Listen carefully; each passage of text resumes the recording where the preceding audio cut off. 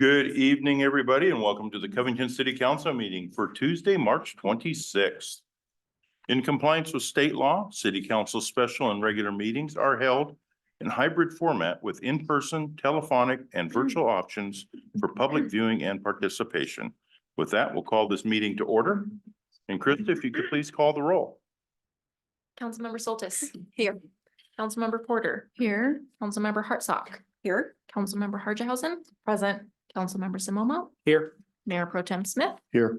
Mayor Wagner. Here. We have a quorum, Your Honor. Thank you, Krista. If everybody could please rise and join me in the Pledge of Allegiance. I pledge allegiance to the flag of the United States of America and to the republic for which it stands, one nation, under God, indivisible, with liberty and justice for all. Thank you all very much. With that, we'll move into approval of the agenda. Regan, do we have any changes tonight?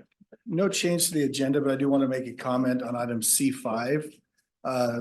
In the agenda packet, it was published, and then afterwards, we noticed a Scribner error in the resolution of the vehicle numbers. So the number as in the packet is 3883. It should be 3383. So I just wanted council to be aware of that. Those changes will be made, but that's what will be, the proper one will be approved in the consent agenda. Great, thanks, Regan. Is there a motion to approve the agenda? So moved. Second. It's been moved and seconded to approve the agenda. All those in favor state aye. Any opposed? The agenda has been approved. Next up is reports of commission, Economic Development Council. Have anybody online? I do not see anybody, so let's move on to the Youth Council. Katie, welcome. Good evening, council. So it's been just like 2 weeks since we last saw you, so we had some takeaways from the meeting with you guys. I think the best takeaway that we had was the joint school board meeting. Everyone bringing a point that they were passionate about was definitely useful, and I think we'll be doing that in the future. The student art show is going well. Everyone's loving it. I saw it in the library earlier today and I thought it was amazing. We're preparing to take those down in about a week. And then we also at our last meeting had a very nice presentation from the King County Youth Action Plan Committee. So they presented the Bill of Rights, the Youth Bill of Rights, which we all looked over, which is a rough draft of it. And then we are all tasked to come up with something that we want to see implemented within it. This is just like a rough draft we were presented with.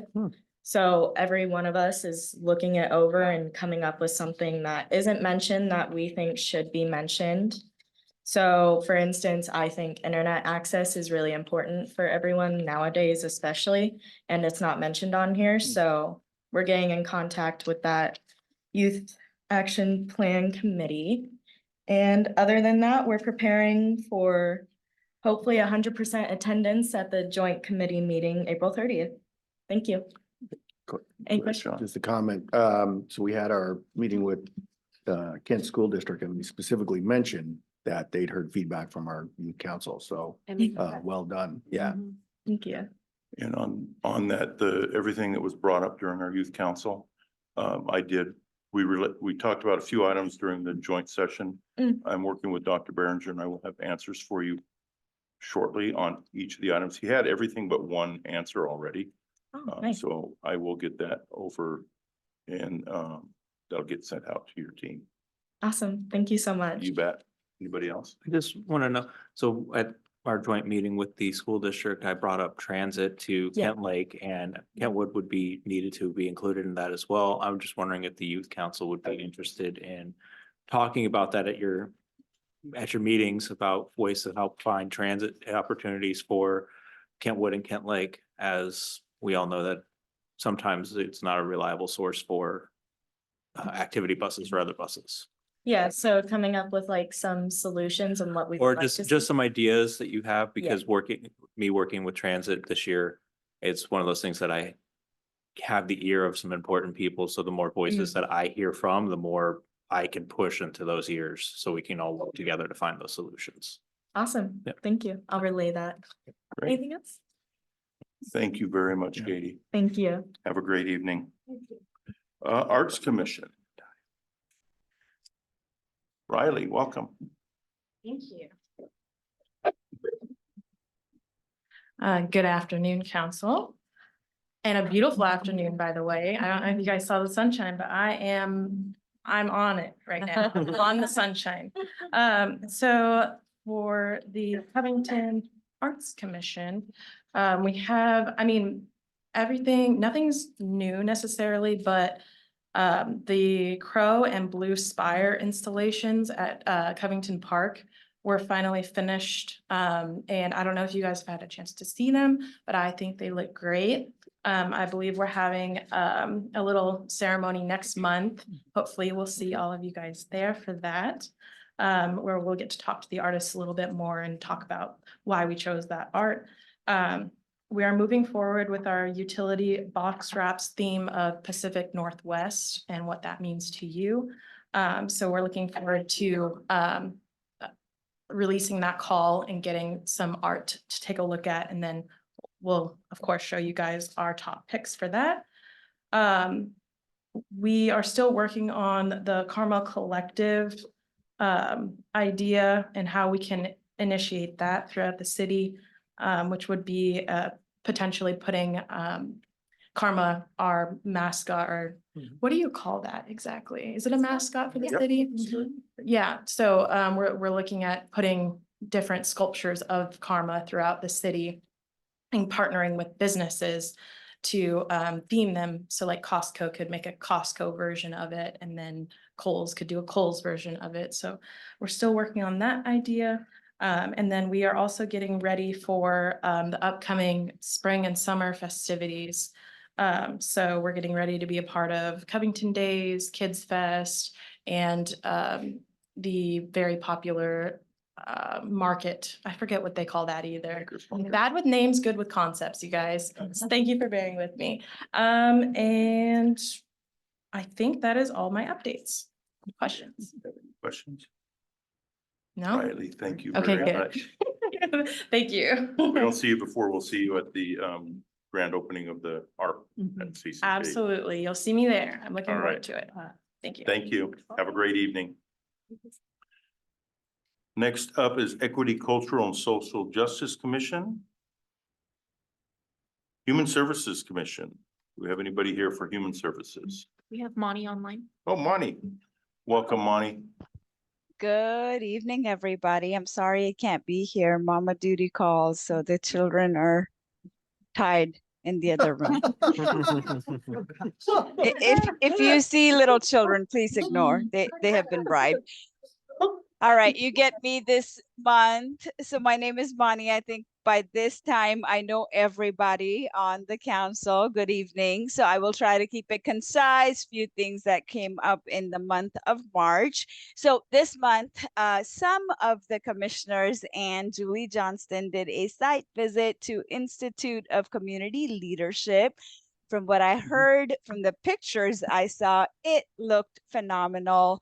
I'm sure we'll hear about it tomorrow, which means in lieu of our normal meeting, we're actually going to see and do a site visit to Kent Youth and Family Services from 6 to 7:30. So more pictures and more report to come from that next month.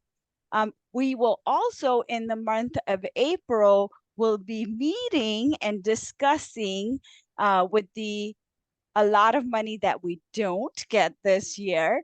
We'll be discussing some sort of an assessment tool to look at budget and funding, and some sort of a ranking tool with how to rank applications. And I know we really want to fund everyone that's going to be, submitting to our funding cycle. And we can't really do that because we don't have a whole lot of money, let's be honest. So some type of tool to see how we're going to be ranking, since this is our funding cycle. So we'll be meeting and really planning and having some sort of an assessment tool. So this meeting, or this upcoming meeting, will really be funneling and, some type of strategic planning.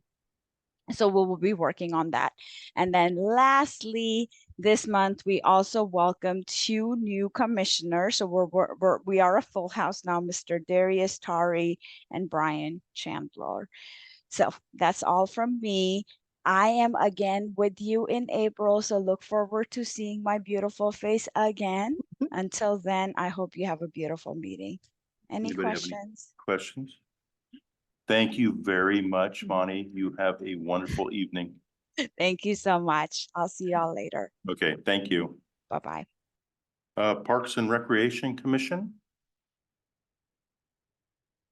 Right, and Planning Commission, David, welcome. Good evening. We had one agenda item for the Planning Commission meeting on March 21st.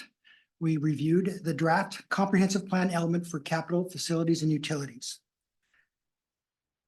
It was good discussion and thoughts regarding this topic with the understanding that we'd be going through attachment X for this element with all the detailed information that we need at the next meeting.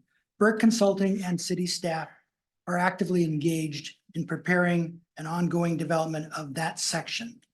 This element for capital facilities and utilities, consistent with GMA mandates, ensures capital facilities support planned growth for the city with a 6-year capital project and financing plan.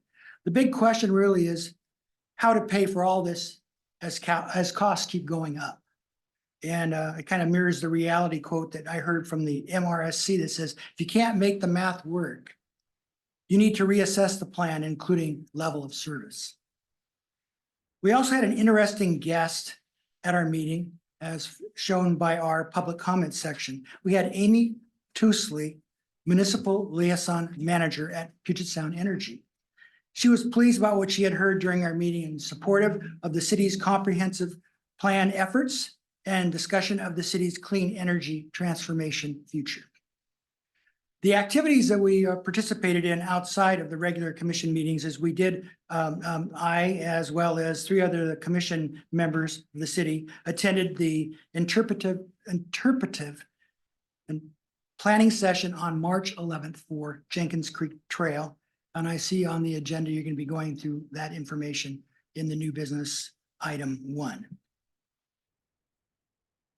We have 2 significant agenda items for the next planning commission meeting on April 18th.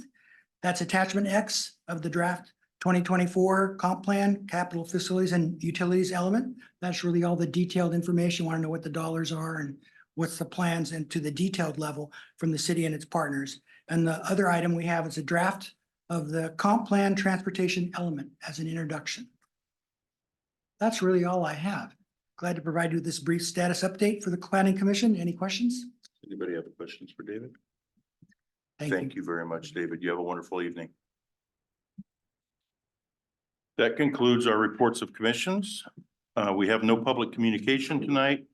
So our first public comment period, speakers will state their name, address, and organization. Comments are directed to the city council, not the audience or staff. Comments should be related to city business.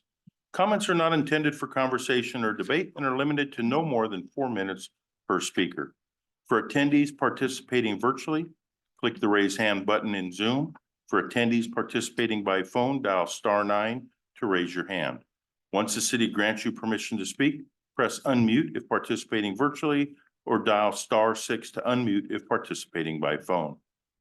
Notice to all participants pursuant to state law RCW 42.178.555, campaigning for any ballot measure or candidate in City Hall and or during any portion of the council meeting, including the audience comment portion of the meeting, is prohibited.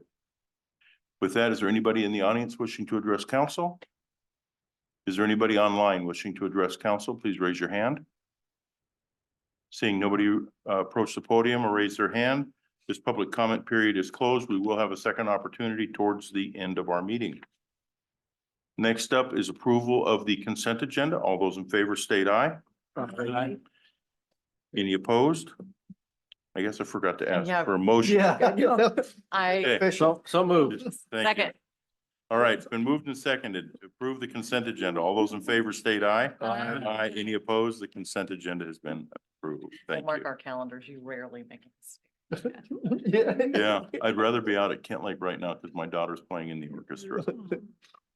Not that I don't enjoy being here, don't get me wrong. New business item number 1, Jenkins Creek Trail Planning and Design Project Update. I was actually testing Mark, but he never raised his hand, so.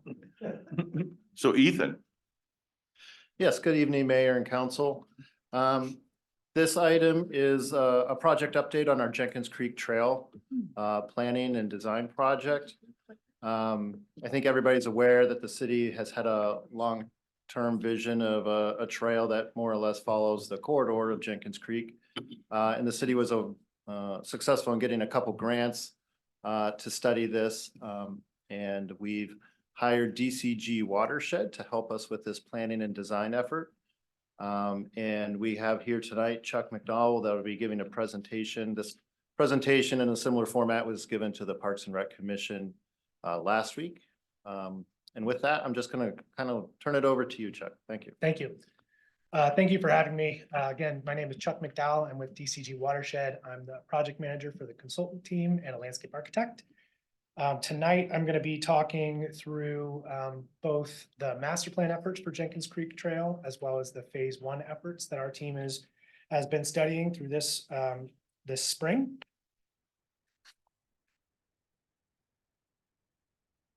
Oops, too fast.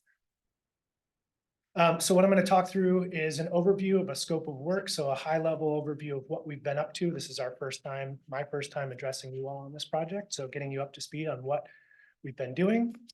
Talking through the master plan efforts that have been happening so far, as well as giving you an update on the phase 1 alignments. And so I'll talk a bit about those individually as we move on. Our project team, DCG Watershed is the prime. We are providing design, planning, engineering, and natural resource services. Our expanded consultant team is providing cost estimating, cultural resources, engineering, acquisition planning, and other services. And tonight I'm going to talk through 2 different scopes of work that are closely tied together. One is the Jenkins Creek Trail Master Plan, which is the study area is on the left image here.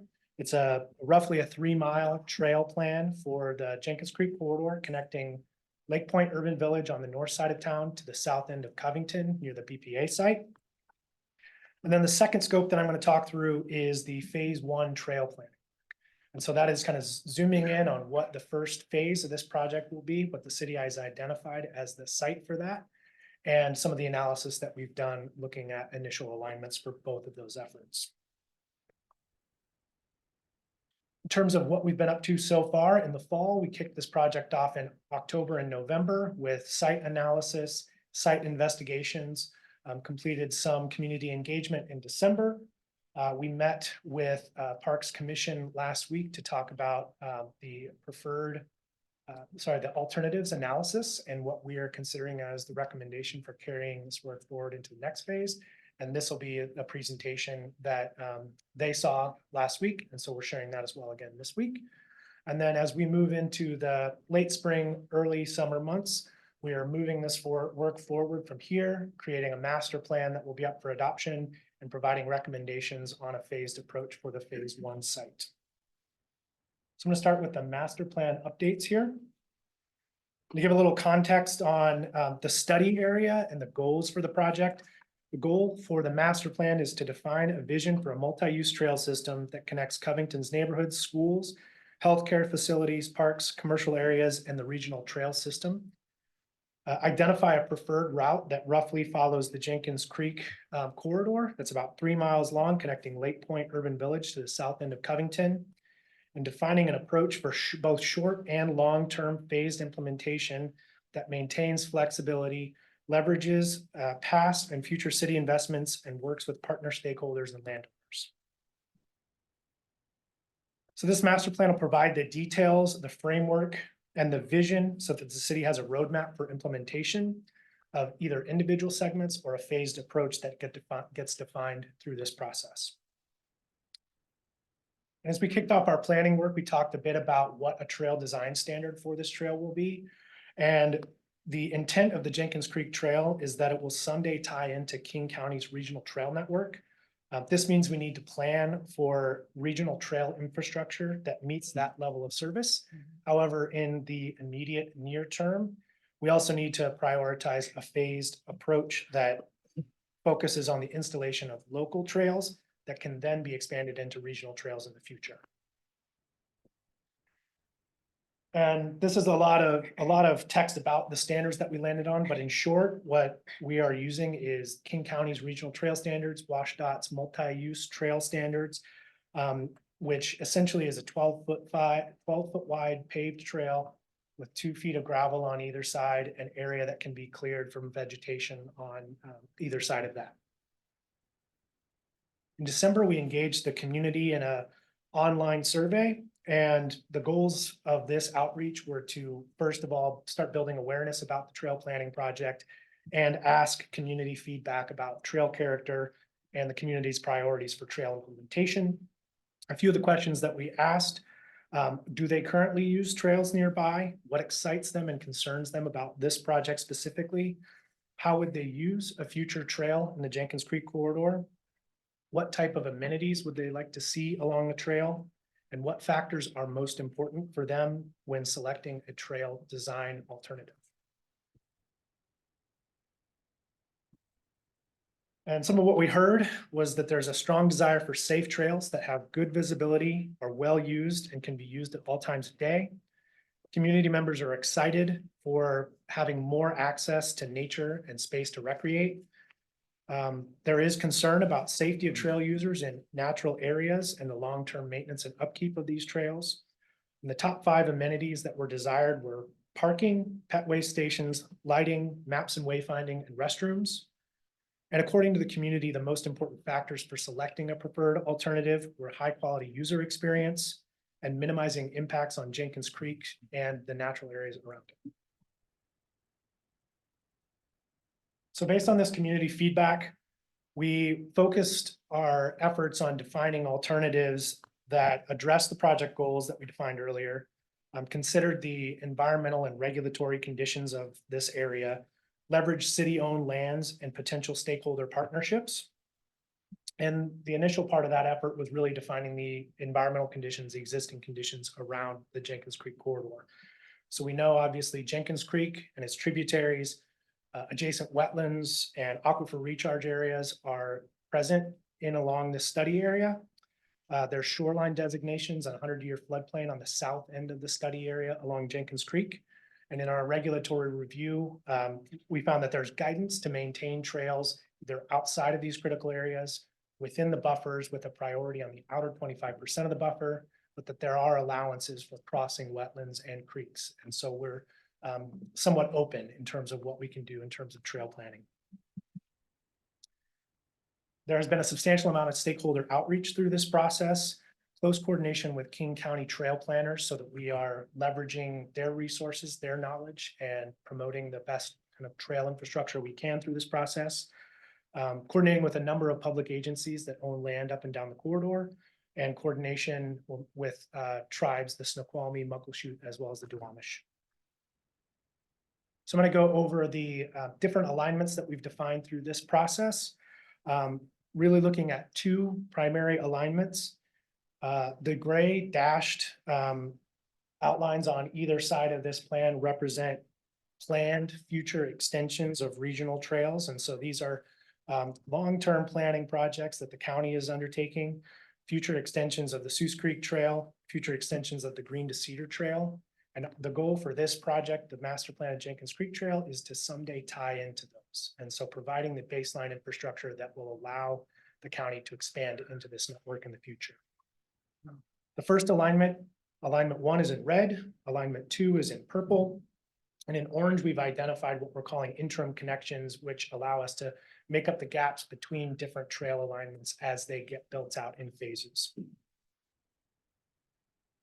So the goals for alignment 1 were that we maintain connectivity along Jenkins Creek. We prioritized user experience and access to nature, utilized critical area buffers to minimize the impact on critical areas themselves, utilized transportation corridors like SR 18 and the railroad on the south end of town, city-owned land and potential partner stakeholder partnerships to minimize landowner impact. And to provide a brief overview of alignment one, this prioritization of the user experience allows for a continuous trail experience that is outside and away from roadways. It does lead to more creek crossings that involve bridges, boardwalks, and this elevates the project cost. And so the total cost estimate, and this is a planning level cost estimate, is 52 million for the total trail network. And that's about 13.5 million per linear mile. And to put that into some context for King County's regional trail efforts, their planning numbers are anywhere from between 8 and 15 million per linear mile trail. So we're on the high side of that, but within them. Alignment 2 minimizes impacts on creek and wetlands. It stays in the buffer or in upland areas outside of buffers altogether.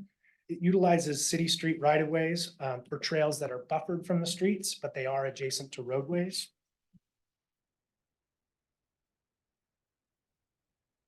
And this allows for a more cost-effective approach. It minimizes creek and wetland crossings. It reduces the reliance on potential partner stakeholder properties. The user experience is less desirable due to more road crossings and adjacencies to roads. The overall cost estimate for this is about 33 million or 10.3 million per linear mile.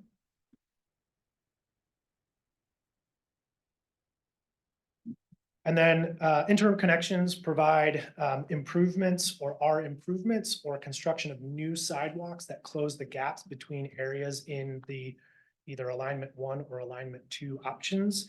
And this allows us to plan for infrastructure that fills in the gaps between these trails as it's built out in a phased approach. And these all wouldn't necessarily be built all at once. And we estimated that there would be roughly about a mile of sidewalk improvements or new sidewalks to close some of these gaps at an estimate of $3 million. And where we're headed from here in this effort is the goal is to refine a single preferred alignment for the trail that meets the King County regional standards, follows Jenkins Creek and SR 18 corridors, primarily focused on user experience, and it connects Covington Way to the future Lake Point Urban Village. We recognize the need for flexibility in the long term and also recognize that this is a long-term phased implementation. And therefore, we will not just rely on one alignment. We will identify secondary and alternative connections that allow for implementation to be phased, opportunistic, cost-conscious, and provide interim connections while the preferred alignment is being worked towards in the long term. So our next steps for the master planning effort is to do continued stakeholder outreach, refine the preferred alignment and alternative alignments, and develop a trail master plan that allows the city to kind of start to identify phases and priorities for implementation. So I'm going to focus on the phase 1 site now and kind of zoom into a very specific portion of this overall trail master plan. The phase 1 site was identified by the city and has contracted us to look deeper at this site specifically. So the goals for the phase 1 design are to define a preferred route for this multi-use trail that connects Jenkins Creek Park to 272nd Street. Define approach for both short and long-term phased implementation that maintains that flexibility and leverages past and future city investments, and develops a design for the first phase that can work towards construction. To date, this work has involved doing an assessment of 3 different alignments and refining those alignments. We will be developing the design of these alignments or a preferred alignment to a level of detail that we can create cost estimates for. And this is really an effort to support the city's efforts to identify funding so that this can move forward into future phases of design. Based on community feedback from the survey, we defined the following evaluation criteria, and this is helping us create a barometer for alignment selection. And these are user experience, safety and security, environmental impacts, permitting and regulatory impacts, cost, constructability, and funding, property owner, stakeholder, and agency support. you can't read this, and I don't really want anybody to read this yet, but the evaluation criteria was supported by a number of sub-objectives that were identified through community input in the survey, through our conversations with city staff, through stakeholder conversations, and in review of other regional trail planning efforts within the county. And so the breakdown will provide kind of a mechanism for which we can score each of the alternative alignments. And this is not necessarily to say that we are going to select the alignment that scores highest, but again, it's a barometer for us to understand the community's priorities as we look to support decision-making. For those of you who are familiar with Jenkins Creek Park, this site is just south of Jenkins Creek Park, and the existing conditions are somewhat picturesque in some areas, somewhat industrial in other areas. There's commercial frontage adjacent to the Home Depot site parking lot. There's a treed hillside about 30 feet tall. The site contains Jenkins Creek and one of its tributaries from Spring Pond. The site has a lot of beautiful wetlands. And on the southern end of the site, there is a Gary Oak restoration area.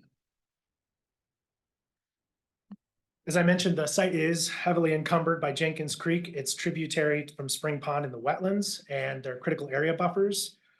From a trail planning perspective, we aim to keep the trails within the buffers. However, the trails are permitted use within critical areas, and the code does allow for crossing of both streams and wetlands.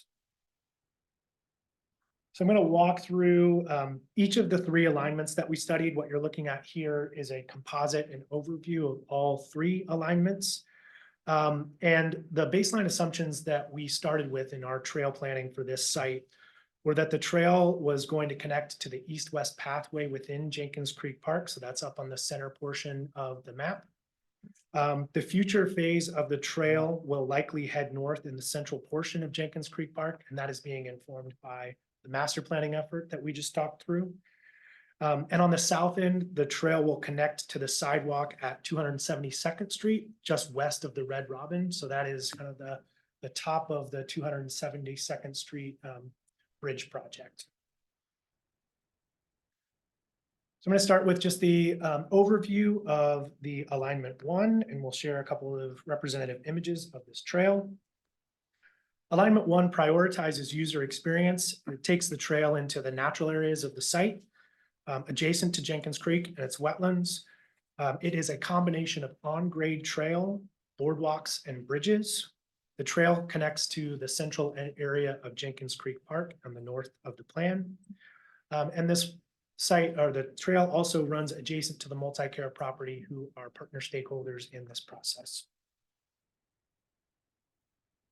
This view is of the Jenkins Creek Bridge crossing. The crossings provide users the opportunity to see the creek, also have been having conversations about interpretation and education, and great opportunities for providing those in the design adjacent to the creek. And then this view is from that intersection of the 272nd sidewalk, so about right behind Red Robin, looking down across the bridge that would go down to the lowland area. To give a high-level overview of alignment one, this is the best option for providing a unique and immersive experience into the Jenkins Creek natural areas. The creek and wetland crossings do require initial upfront investments. It's harder to phase boardwalks and bridges relative to on-grade trail. And because of the extensive boardwalks and bridges, alignment one has the highest level planning cost estimate of $6.3 million. Next, I'm going to do the overview of the phase two alignment. So phase two stays on the top of the hillside adjacent to the Home Depot site. It stays out of critical areas and minimizes the impact on the creek, its wetlands, and the hillside. A majority of the trail uses a 30-foot wide city property that runs adjacent to the parking lot at the Home Depot site. And all of this will be on-grade trail, and there will likely be some upgrades to either the retaining wall and railings on the back of the Home Depot site, with addition of new retaining walls and railings where we have slopes that we need to navigate. So this view is from the central pathway in Jenkins Creek Park, looking at the connection to the new trail. There will be some regrading and retaining walls that will be required as the trail ties into the park. And then this view is from the parking lot or the upper side of the retaining wall along the backside of the Home Depot site. So much of the trail, I think about 2/3 of the trail will run adjacent to parking and the Home Depot service areas. This is the option or alignment 2 is the best option for minimizing impacts to natural areas and the critical areas. It is somewhat removed from the natural beauty of the site, and the user experience doesn't quite compare to alignment 1. Future connections are more difficult because it does not terminate in the central area of the park, so it doesn't have the opportunity to connect north if a future phase is defined. The initial investment is low because the city owns that swath of property that is roughly graded out, and it avoids creek and wetland crossings. And the alignment 2 has a planning level estimate of $2.3 million. To wrap up, I'm going to talk through alignment 3, which is somewhat similar to alignment 2, but it diverges from alignment 2 just north of the Home Depot site. Instead of running along the top of the hillside, it cuts down the hillside and across the tributary to Jenkins Creek, coming from Spring Pond, and across the wetlands into the central area of the park. As I mentioned, this primarily stays on the top of the hillside until it cuts down the hillside, which will require some retaining wall and tree removal. This will be primarily an on-grade trail that will have railings on retaining walls, as well as a small portion that crosses the creek and including boardwalks over the wetlands. This view is looking down the trail across the tributary, which comes from Spring Pond. There are some opportunities on this alignment for views into the creek and providing interpretation and education similar to alignment 1. This is the same image that we saw before because we are essentially reusing the same alignment for phase alignment 2 by the Home Depot site. And the overview of this one is that it does balance the impacts to critical areas. It still does have impact to the hillside, requiring regrading and some vegetation removal.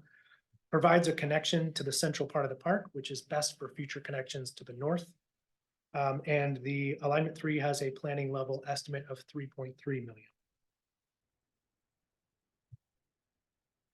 I'm going to revisit the evaluation criteria. And so we looked at this through the lens of the evaluation criteria as it is coming from the community in our survey responses. So we've applied a community priority weighting to the evaluation criteria that we worked through with the city. Alignment 1 scores the highest, alignment 2 scores second, and alignment 3 scores lowest. However, these scores are closely clustered. And so that tells us that there's not a huge discernible difference between the options in terms of a community priority and the balancing of these evaluation criteria. And this is good because it allows us to keep all 3 options on the table as we look for future funding, allows for phasing, and potentially allows for a park loop to be established if multiple alignments get built out in the future.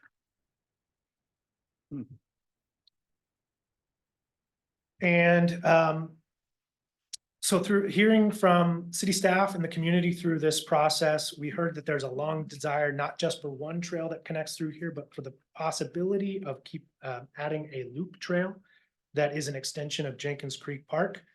One of those alignments would serve as the regional trail connection as the Jenkins Creek master plan builds out and expands into the regional network.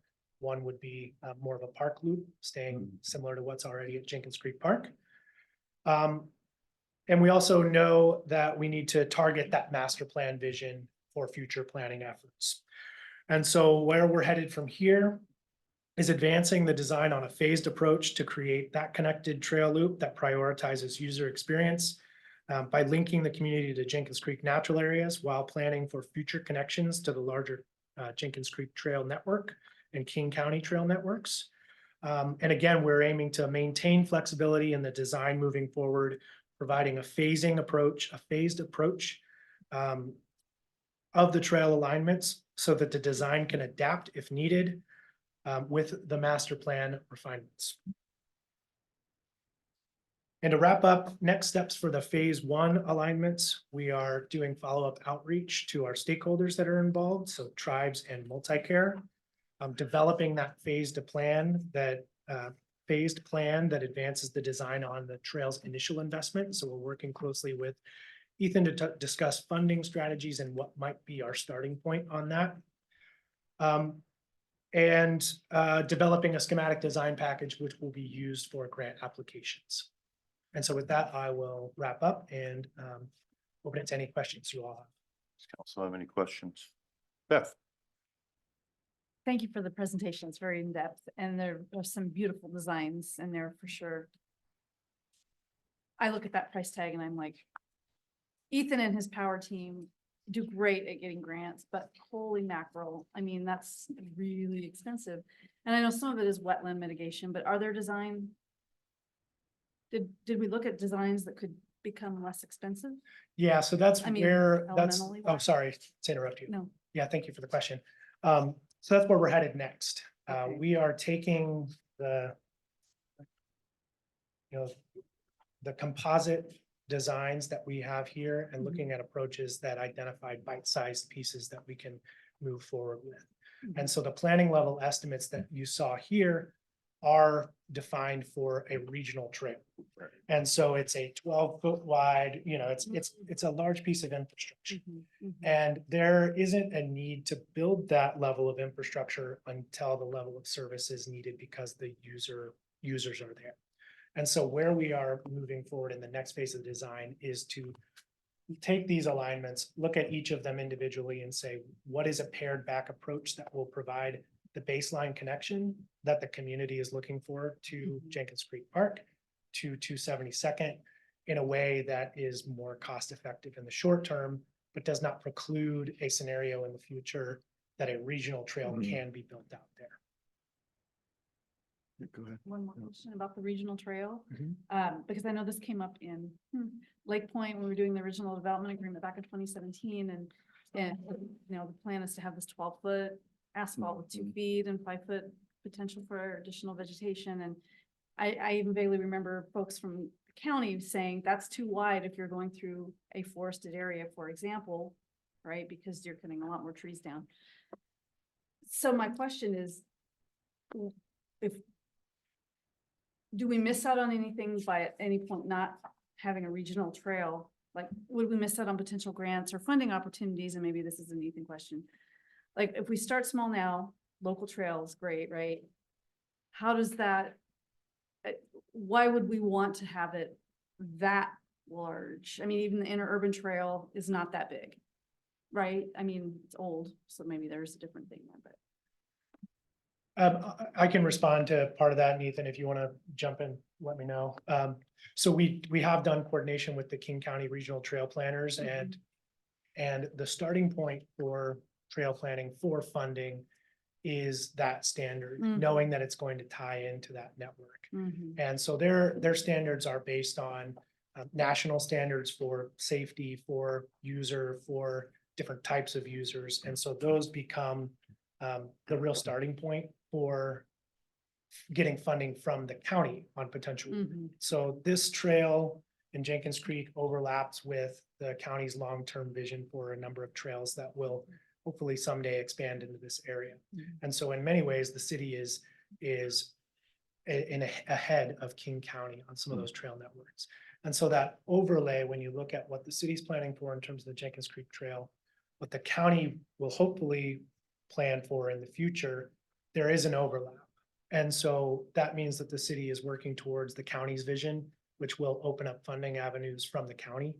And so that's why we're starting with their standards and knowing that in this process, we can kind of pull back from that, start with something smaller, make sure that we are planning for expansion in the future, whether or not it happens, we want to make sure it can happen. Yeah, that was a good explanation. I did one thing as an example to add to that is, some of the land the city already owns, some of it we do not. So we'll have to be looking at acquiring easements or some sort of property interest to place trails in certain sections. And while we might be placing a trail at this time, that's more of a local trail, not a 12-foot wide asphalt trail. We might want the easement to be planned to be, so in the future, that could be widened out and a regional size trail could be put in there. So it's really kind of, what's the ultimate vision, you know, many, many years down the road when this connects to that regional trail system. And then funding's a big part of it if you start opening up those coffers, so. Thank you. Sean? Yeah, thank you. Appreciate this. Exciting. Just a couple of kind of basic questions. So I see, you know, this is the center section and a ways out. I'm looking at the south part of that and providing access or parking. Would there be a gate down by Red Robin, or how would people access that southern part, and where are they going to park to access that part of the trail? Yep, sorry. That would not necessarily be a trailhead that would include parking. Yep. And so part of our master planning efforts are looking at how frequent parking areas should be, how frequent restrooms should be, where signage goes, things like that. And so knowing that the city is investing in the Jenkins Creek Park Phase 1 parking lot and trailhead, just a third of a mile to the north. The intent is not to provide parking at that southern portion of Phase 1. Okay. And then I appreciate the layouts here and the alignments. Are there reasons for why we went the way we did? Probably to minimize cost, but I'm wondering if there isn't even alignment 4, which would follow alignment 2 and 3 up until, you know, you get the split with Jenkins Creek, and then it could cut across the river to the creek there and connect up to that alignment where alignment 1 would be. So you kind of got a little bit of both. You're not always in the woods, but you're maximizing as much of that city right away, but not all, because I see we're going to cross the river on alignment 3 or the creek anyway. Why wouldn't we cross sooner and give more of that immersive experience rather than wait till you're well into the park? So just, and it could be because of grade or, you know, whatever, but I'm just. Sure. Yeah, so to respond to that, alignment 3 starts to cut down the hillside just north of that Home Depot property, or north of where the city's got the 30-foot wide property. And that is to not try and rebuild the retaining wall that's along the backside of the Home Depot site. Okay. So there are opportunities to look at an elevated, you know, essentially a bridge that doesn't actually cut into the hillside. But what we're trying to determine in this part of the planning process are these kind of high level estimations, knowing that there's flexibility within each of these designs in phase or alignment 1, alignment 3, and alignment 2, that there is a middle ground in all of those. And so as we move into the next phase of design, after we kind of put a button on this, we find more funding to advance design, what we'll do is have our consultant team go out there and do field investigations, look at doing a site survey, doing geotechnical investigations, doing natural resource critical areas investigations, doing cultural resource investigations. And we're likely going to find things that want the design to shift a bit. Yeah, move the trail. And so what we have done in this process is laid the groundwork to say, from a community priority perspective, you know, we can make any of these alignments work. If we are aiming to create a park loop that combines something like alignment 1 with either alignment 2 or alignment 3 in the future, then it's a conversation about what is the priority for near term and longer term implementation. And so we will learn a lot more once we move forward with the first phase investigations. But what we've done is kind of provided that framework for cost estimation that tells us, here are the major design parameters that are going to shift us in one direction or another in terms of cost. So that as we tweak the design from here, we kind of understand if we're headed higher or lower. So again, the goal is to maintain flexibility at this stage. Okay, thank you. Anybody else? Debbie? Thank you. So do we have a timeline from King County in terms of when they would want to link into the regional? We do not. I heard years, I think Ethan, one of you had said a number of years, but I mean, 20 years, 10 years? Hard to- I hard to don't even tell. know that we want to try and put an estimate on that. We have met with them a number of times, different conversations about their priorities for creating trails in this area. And Ethan can jump in if he wants to add any context to that, but what we know is that they're going through a trail priority process, the update of their plans, and the work that we're doing here, the community support and community feedback that we're getting is essentially showing the county that there's a need for trail investment. And so if we can leverage the momentum, if other communities in the south end can leverage momentum and show support for trails, then it kind of pushes the priorities for King County to move that into the shorter term. But they're certainly not communicating any time frame for their future work. Okay, thank you. Anybody else? Thank you very much. Thank you. Very good presentation. Appreciate it. Ethan, do you need anything from us tonight? No, it was just an update. Time for Okay. questions, so thank you. Very good update. Thank you. Yeah. Next is new business item number 2, consider authorizing the city manager to award and execute a contract with Rodart Construction Incorporated for the Jenkins Creek Park Phase 1 project CIP 1014. Ethan. Yeah, so this is related to the park project that is part of Jenkins Creek Park, right in the vicinity of what the last presentation was. The Jenkins Creek Park Phase 1 improvements project includes construction of parking, pathways, lighting, landscaping, shoreline boardwalk, and restoration of natural areas. This project will expand the park boundary. Actually, we've already purchased the property, so that's happened. It will also provide parking, serve as a trailhead for a future trail, increase street visibility, and create a main entrance for the park. This is the first phase of the improvements in a multi-phase approach towards completing the improvements in the park's master plan. In February, the city requested bids through a formal bidding process, and we received 7 sealed bids. The bids range from $2.9 million to almost $4 million. And that includes the base bid and also a bid alternate. And that bid alternate includes the scope to build a brick and mortar restroom. Funding for this project has been provided by the city of Covington, King County, and a federal land, water, and conservation fund grant. There is available funding to award the low bid, including the bid alternate. And it reserves almost 10% of the project budget for contingencies if needed.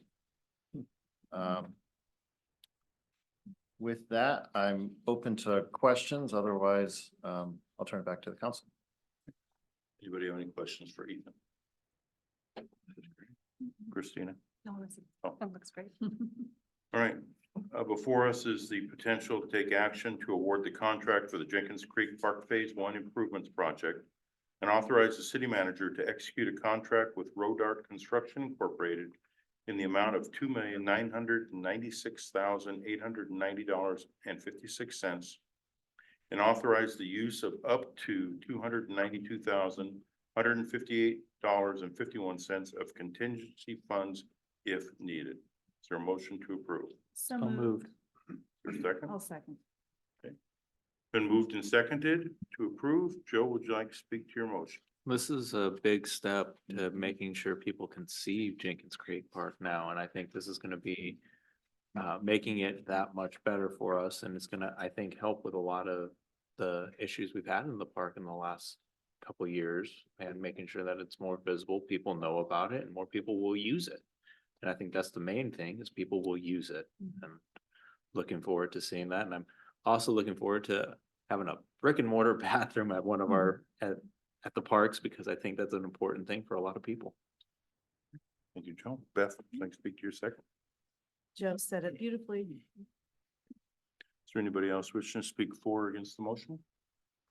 Been moved and seconded to award the contract for Jenkins Creek Park Phase One Improvements Project and authorize the city manager to execute a contract with Road Art Construction Incorporated in the amount of $2,996,890.56 and authorize the use of up to $292,158.51 of contingency funds if needed. All those in favor state aye. Aye. Any opposed? The motion passes. Thank you very much. Next is new business item number 3, review of the 2024 Summit Action Items List. Regan. Thank you, Mr. Mayor. As council knows, each year we have an annual summit. And from that, from the minutes that Jim puts together, we pull off all the action items that came out of that meeting and put them into the matrix that's in your packet tonight. From that matrix, we assign responsible persons over it and keep track of the status and updates and what's happening there. So that's what you see before you tonight. We continue to review that. We review that every so often in our leadership team meetings and continue to work on it throughout our year, and it's incorporated into our work plans. There is one item I wanted to point out that's in there and provide a little clarity on it. It says, review the city's strategic plan every other month. And somehow that ended up in the minutes of the summit. And as I recall, I think Jennifer asked me a question. How often do you guys review the strategic plan? I said, we reviewed it every other month. And it ended up in there. So that's why we included it, because it was in the minutes. But that is something that to provide the clarification, we won't be bringing to council every other month, but it's something we review as leadership team every other month. So just clarity on that. With that said, are there any questions that council has on the summit action items? Council have any questions? Nope. Perfect. We'll bring this back periodically. Yeah, that's great. Thanks, Yeah, Regan. thank you. Next is new business item number 4, review the strategic plan. Is that going to Regan? Yep. Oh, it does say council there, so I'm off this one. So, no, I'm happy to review that. As council knows, council developed some wonderful goals for our city. From those goals, we all worked together and created, I will say, a lot of action items for each goal. And then we put it into this document, as you can see there. This is really our tracking document, something we use quite a bit on the leadership team level and throughout the organization. You can see on there, we've got the strategic priorities. We've got the action item. We have an estimated assigned start dates. End dates are assigned, responsible department. We also included associated departments because a lot of these items are crossover items between multiple departments. And then we include space for progress status, budget consideration, and then any notes that that we might be making throughout. So this is something we continue to review. There are, I wanted to point out to council, as we've gone through them, there's a couple of items where they basically, did say the same exact thing. So we did combine a few. One of those is there were 2 different items under 2 different goals to hold a meeting with HOAs and talk about neighborhood watch programs and give city updates. So we combined those, right? So things like that. But in essence, all the action items are still there that council desired. So you can see some work's being done there. It's been started. A lot of these items are on top of regular annual work plans, but so you'll see we have you can assign a quarter and a year for when that's going to start. And some of those will be adjusted as we go. But again, this is something, as I mentioned earlier, we review every other month at leadership team, and we'll be bringing back to council periodically as well. So happy to answer any questions that council might have on the strategic plan. Council have any questions? I just have a comment. Yeah. I appreciate it like this. The way I can hang it up at home. So thank you. That one doesn't. Did you well, say hang yes, it up at You home? got it in this Is packet. that what it said? huh? Yeah, that's impressive. Yeah. Yeah. Well, I've got it Yeah. online. I actually use it online. It's going on the fridge. Okay, perfect. Obvious. Jeff, if you're hanging it up at home, we can print it out even Yeah. bigger. So. Well, you know, my eyesight is We've got the plug. questionable. Was in my, yeah, it's pretty- No, Yes. I can actually, if it's on the screen, I can even expand it more, so. I prefer paper Yes. for Yeah, things me like that. too. though. Yeah, We're old school. well, on my computer at home, I can sit there and write things on it as things get done, which is better than my handwriting. Any other questions? Sorry. All right, thank you very Yeah, much, Regan. Thank you. That concludes our new business for tonight. Future agenda items, I want to bring up one thing real quick before I reach out to the other council members, fellow council members. I do want to provide a statement for those listening, and this concerns the battery energy storage system. Our city team has been working with, reaching out to the Department of Ecology, working with King County on this. And a statement I just wanted to read into that Department of Ecology received this statement from King County. And I quote, "The battery storage proposal did not get moved forward after receiving the public objections and staff comments related to environmental impacts such as wetland fire and et cetera. Therefore, there wasn't an official public comment period being offered since the project didn't make it to the public notification stage." So, unquote. What I would like to ask, I know that the state can still look at this in the future.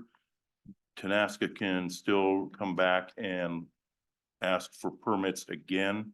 It's not dead in the water. I know that King County and Council person Perry out of District 3 is overseeing this about the BESS.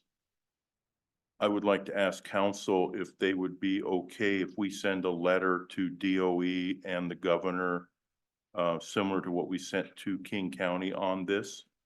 We can either bring it back to a future council meeting, or we can just kind of reword the one that we sent to King County and send it off to DOE and Jay Inslee. Do we have consensus either way? Yep. Okay, so, and is it okay that city staff works with what we currently have, or do you want to bring this back? No, okay, we'll just currently, Regan. So you wanted to send that to Department of Ecology and the governor? Yes, and I think Okay. there was another. I know that the other, FSEC. Oh, the council, yeah. yeah, even though we've received word from Department of Ecology that they're not really involved, I think just in case. Do we need to send it to the Army Corps of Engineers as well? No, No. okay, all right, Yeah, Selena just mentioned that ecology will share that with the Corps. okay, perfect. So, So if we can send that off. It's, so go ahead, Mayor. I was just gonna say, even though it's outside our city, it's just sending our word of what we state. I know that the state can do what they want to and supersede other things. But at least we're getting our word Right. out there. So we'll Right. draft that for your signature, Okay, Mayor, and send that to you for review. Well, we can also include that once we send it in our response Okay. that we send to people.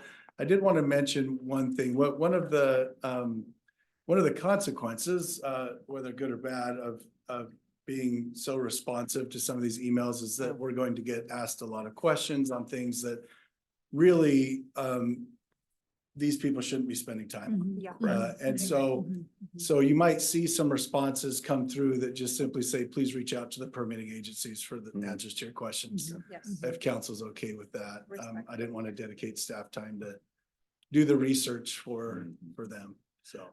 so I like that idea where you do that and then include the letter that we sent Sure, to, and that would help alleviate staff time as well. okay. Because we Yeah. don't have any control over it. Yeah. But we are being responsive to our residents and those surrounding us, because of our concerns and with the school being right there. Yeah. Absolutely. Okay, we'll get it done. All right, yes, New business? so do we have any other future agenda items? Yes, May I suggest?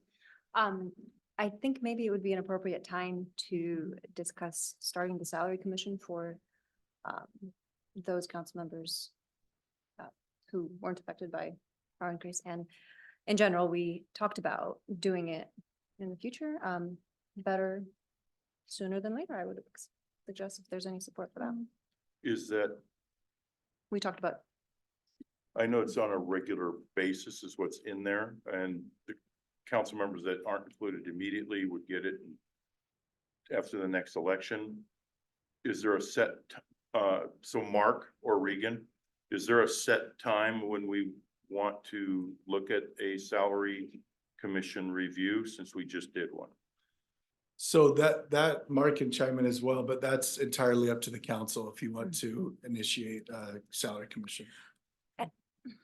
That's correct. Have we created? and then, And we can Yeah. provide them the material that we got for them Okay. to make an informed decision. Yeah, we already started the process. The next step would be I would appoint commission members. Yeah. And then bring it back for you as council to approve of them. And then they would start the process of looking at the salary commission or the salary and decide what they want to see fit. Correct. Okay, would, may I ask, would that expedite? I'm just curious, would that expedite versus waiting the 2 years till the next election cycle? Would that be well, the taken salary immediately? commission doesn't follow the election cycle. Correct, so it would So enact that immediately. would also change what's currently set, or could possibly change Sure, what is currently set, raising, lowering.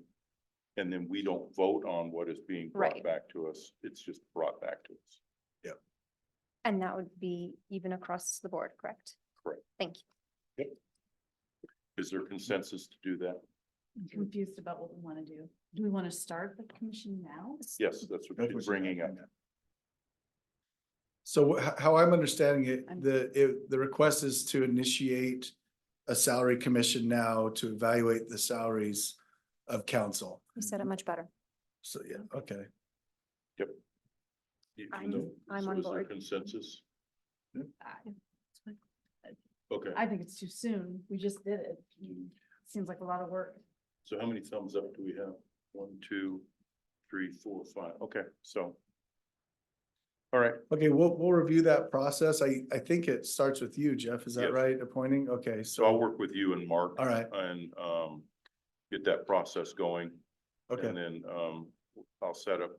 I'll reach out to members of the community to see who would be best on that commission. And then we'll bring that back at a future council meeting. okay. Okay. Is there anybody else having anything they'd like to see on a future agenda? Okay. All right, then let's move into council staff comments. First off is Adam. Thank you, Mr. Mayor and Council. I have no comments. Okay, thanks, Adam. Ethan. Nothing else from me tonight. Thank you. Thanks, Ethan. I don't see Dawn, so Selena. I just wanted to thank the council for a really good discussion today and the direction you provided staff. That was much appreciated, and we will be back. So other than that, I have nothing else to report. Thank you. Great. Thanks, Selena. Casey. Nothing for me tonight. Thank you. Thanks, Casey. Mark. There's no executive session tonight and I have no additional report. Thank you. Thanks, Mark. Regan. Just wanted to point out to the city council that we are doing quarterly emergency operations center kind of mock exercises here in council chambers now, where we pull out the equipment, set it up, so that we can get pretty efficient at it. We worked a lot of the bugs out this first go round that we did. So we'd like to invite council to the next one, which I think will be a little more efficient. But so once we have that scheduled, we'll reach out to council if you'd like to come and be a part of that, so that we're prepared in the case of an emergency. We can roll that out pretty quickly. Okay. Thank you. Thanks, Regan. It looked pretty cool when I walked by. And you guys had that set up. Krista. I don't have anything tonight. Thank you. Great. Thank you. Christina. Really nothing for me. Just grateful for the sunshine. Thanks, Christina. Beth. Councilmember Soltis and Hartsock and myself had the opportunity to tour the women's and children's shelter. And that was really great to see that new construction. Well, it was a renovation, but and kind of get a vision for what could be a future resource for our residents here. So it's always great to see how the program works. Looking forward to the future of something like that here in Covington. Also looking forward to tomorrow's Women's Leadership Summit, the Tri-City Leadership Summit. Maple Valley's hosting that with Black Diamond and us. So that'll be great to connect and help wrap up Women's History Month. And gosh, I'll try to be there on Saturday for Mayor's Day of Concern for a little bit to help at the end, but It's the day before Easter. Yeah. yeah, that's the way it is. But yeah, lots of good things coming down the pipeline. So, fun. Thanks, Beth. Mhm. Sean? Yeah, just a couple things. Unfortunately, I missed the last RFA meeting because it was the same day as the school board meeting. So I'll have double the report next time. I did have the honor of representing Covington at the kickoff of the Citizens Academy. We have 28 residents that are going through the Covington, Maple Valley, King County Citizens Academy. Looks like a very passionate group. They already had a number of questions on before we'd even started presenting. So if you haven't taken the academy, I would encourage you to do so. It's about, what, 3 months? Not 3 months, 12? Yes, 10 weeks. 10 weeks, and for 3 hours. But they go into a whole host of things. And it's definitely worth doing. I may even do it again because I took it last in 2015 and a number of things on the curricula has changed since then. So it'd be pretty interesting to do it again. But anyway, and then just, yeah, so please pass along our thank you to Brian. Kind of felt like it was on the hot seat a little bit, but we do appreciate all his work. And I have greatly appreciated seeing the movement on the outstanding code violations. That's really been helpful. And to close the loop, I forwarded all that on to one of our residents that had been asking about it, and they were glad to see it as well. So it's having impacts out there. So thank you. That's it. Thanks, Sean. Debbie? Thank you. Well, I would like to say that of the people that I've talked to about the upcoming ballot measure, I've had 100% in favor, so it's going really well. Wow. And Krista, thank you for getting those flyers out so quickly.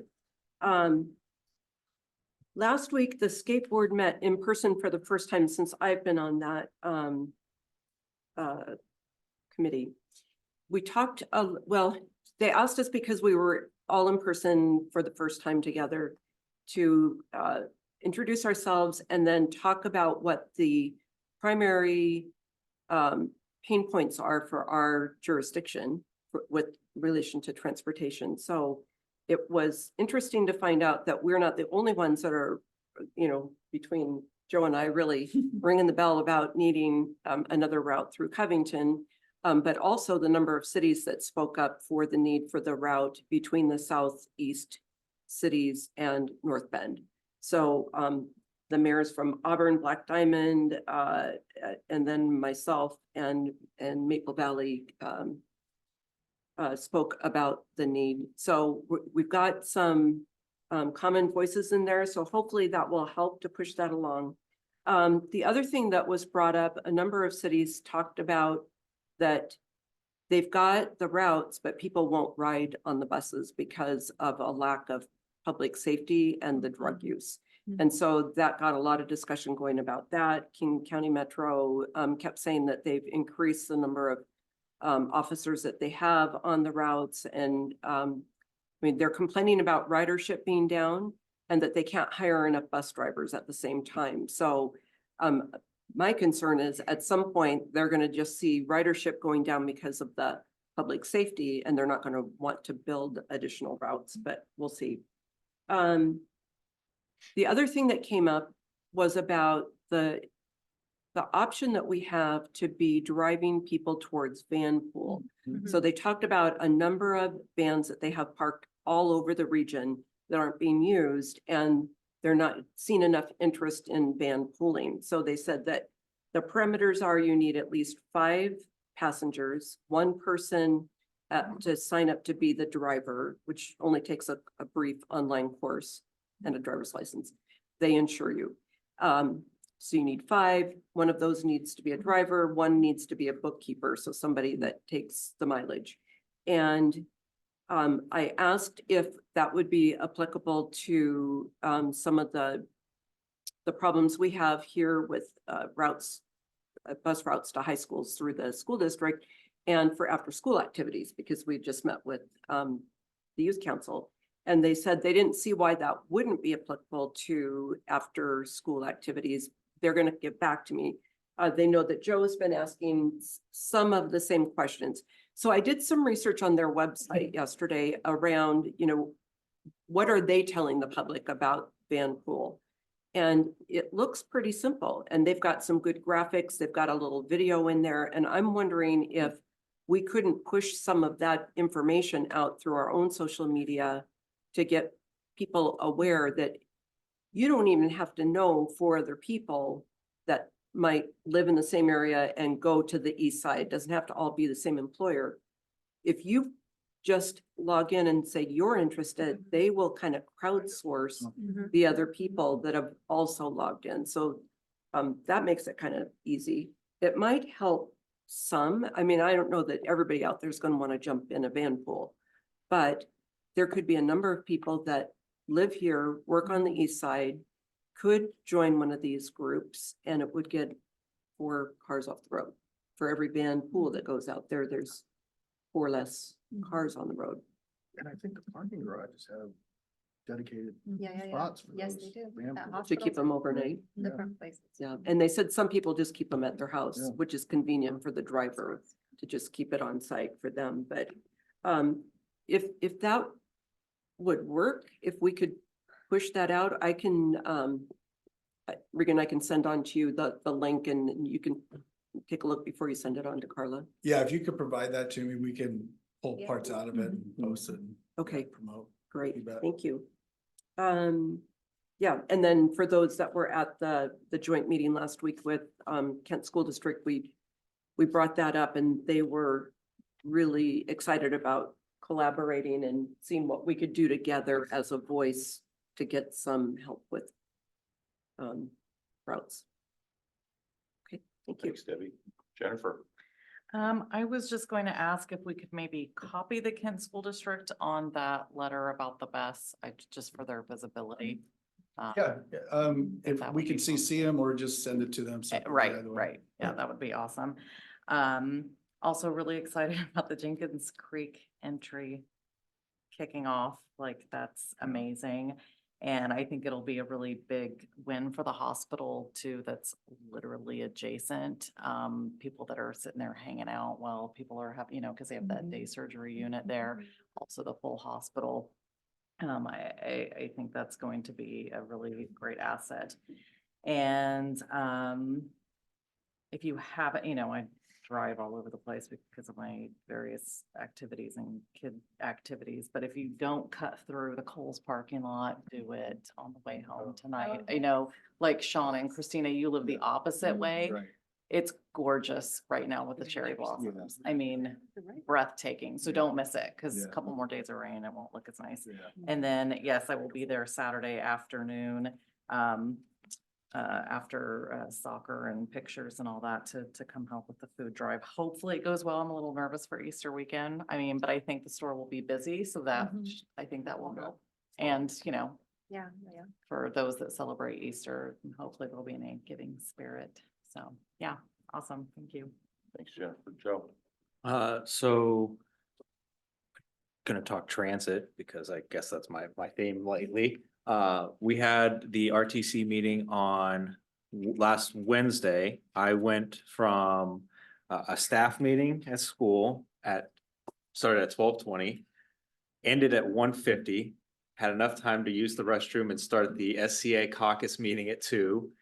And I was hustling through that because I wanted to get, because I knew I was going to be meeting to meeting that night. Got a 20-minute break there, had the RTC meeting, and then we had the joint meeting. So I was, transit was very much on my mind when we got to the joint meeting.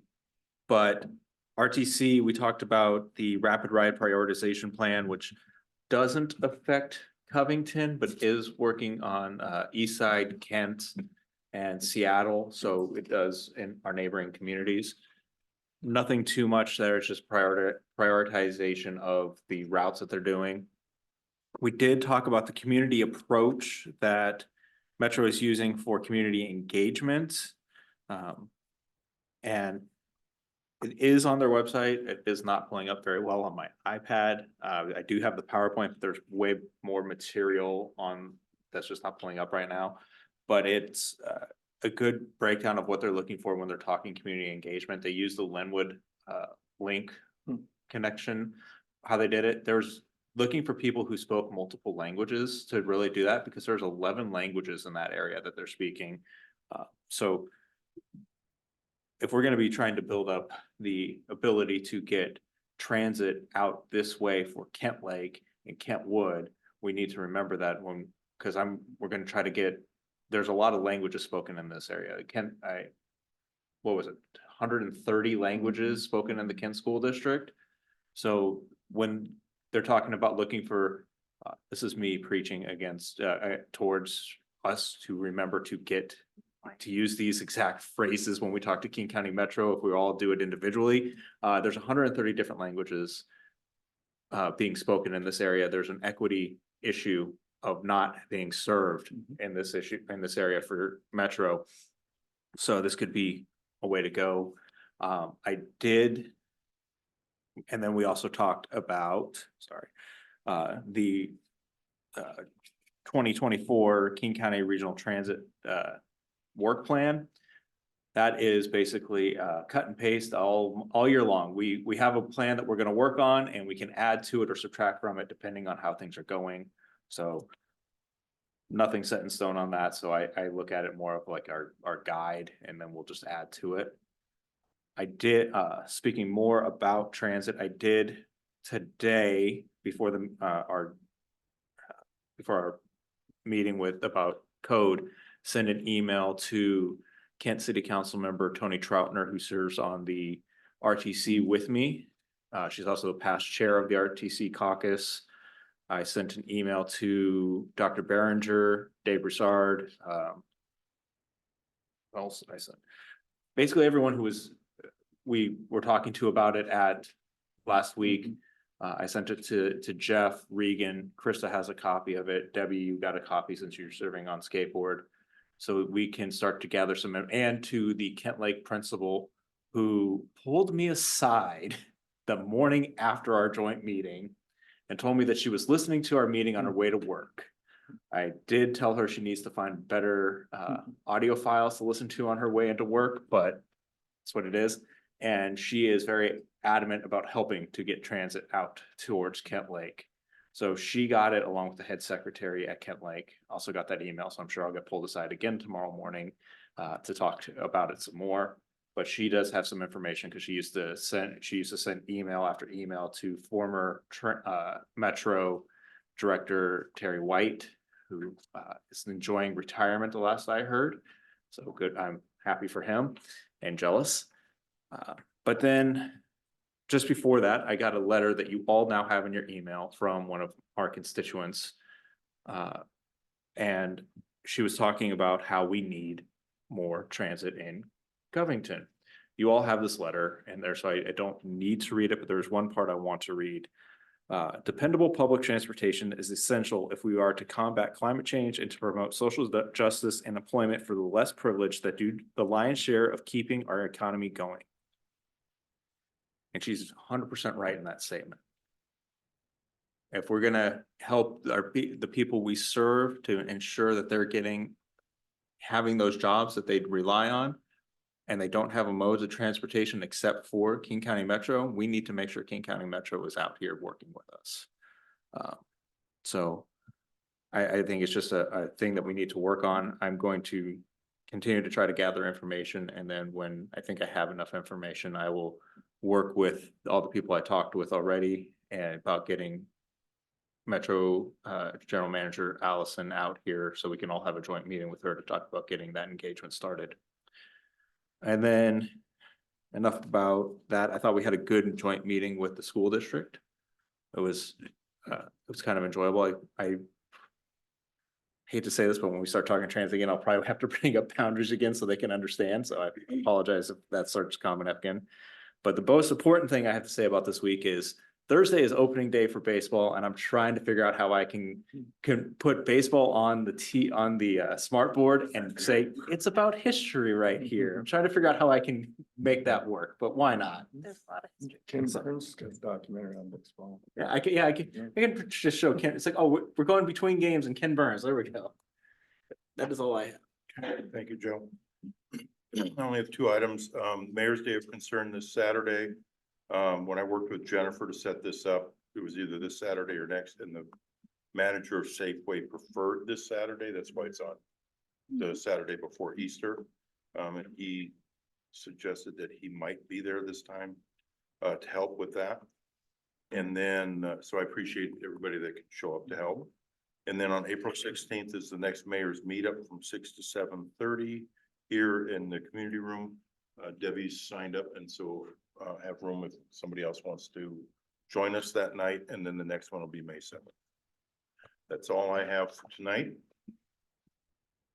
Brings us to our second public comment period. Speakers will state their name, address, and organization. Comments are directed to the city council, not the audience or staff. Comments are to be related to city business. Comments are not intended for conversation or debate and are limited to no more than 4 minutes per speaker. For attendees participating virtually, click the raise hand button in Zoom. For attendees participating by phone, dial *9 to raise your hand. Once the city grants you permission to speak, press unmute if participating virtually, dial *6 to unmute if participating by phone.